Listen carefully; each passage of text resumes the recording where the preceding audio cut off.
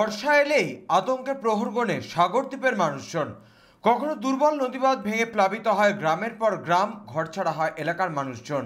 আর তাই প্রশাসনের পক্ষ থেকে গঙ্গাসাগরের মুড়িগঙ্গা এক গ্রাম পঞ্চায়েতের সাপখালি মৌজা চাপাতলা গ্রামে নদী ভাঙন আটকাতে নদীতে ফেলা হচ্ছে খাঁচা। আর তাতেই এবার দুর্নীতির অভিযোগ তুলে সরব হলো এলাকার মানুষজন। মূলত বর্ষার আগে নদীবাঁধের ভাঙন আটকাতে প্রায় 7 থেকে 8 কিলোমিটার এলাকায় এইভাবে বাঁশের খাঁচা ও ইটের তৈরি গোলাকার সসেজ তৈরি করা হচ্ছে, যার জন্য ব্যয় করা হচ্ছে 1,96,22,200 টাকা। কিন্তু এলাকাবাসীদের অভিযোগ, নিম্নমানের সামগ্রী দিয়ে কাজ করছে কন্ট্রাক্টর। অন্যদিকে যেখানে 5,000 ইট লাগার কথা, সেখানে কোনো কোনো জায়গায় 3,000 ইট দিয়েই ছেড়ে দিচ্ছে এবং সেই ইটের মানও নিম্ন কোয়ালিটির। এইভাবে যদি কাজ চলতে থাকে, কিছুদিন পরে আবারও নদীবাঁধ ভেঙে প্লাবিত হবে এলাকা।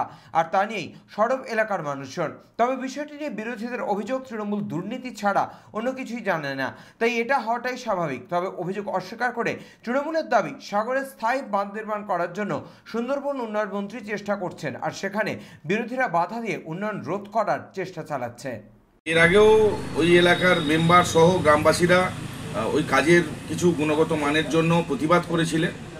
তাতে মন্ত্রী মহাশয় তার ডিপার্টমেন্টকে অবশ্যই জানিয়েছে, এবং যাতে করে কাজ যথাযথ কাজ হয় এবং যাতে স্থায়ীভাবে নদীবাঁধটা সঠিক থাকে, তার জন্য অবশ্যই ব্যবস্থা নেওয়ার জন্য সদ্য মন্ত্রী বঙ্কিমচন্দ্র হাজরা মহাশয় বলেছেন।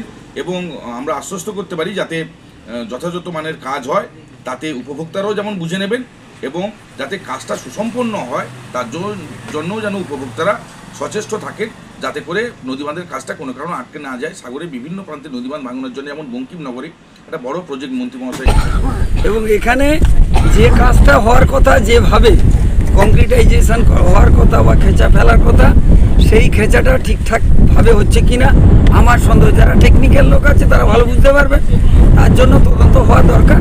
এবং 2 কোটি টাকার কাজ, যে সেই কাজটা 2 কোটির মতো হলে আমাদের কোনো বক্তব্য থাকতে পারে না।